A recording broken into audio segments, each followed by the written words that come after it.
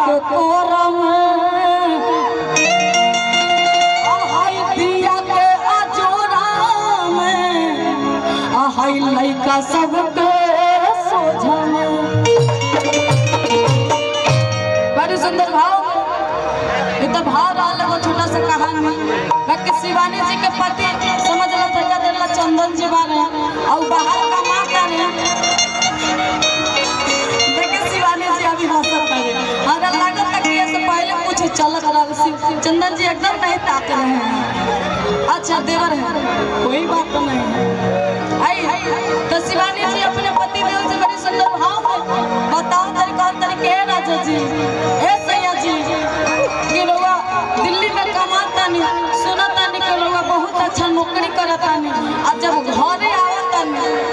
तो रउआ से यही कहे के बा कि एगो जाके बाजार में निमन साड़ी ले ले आ सेट लागल एगो ब्लाउज ले ले।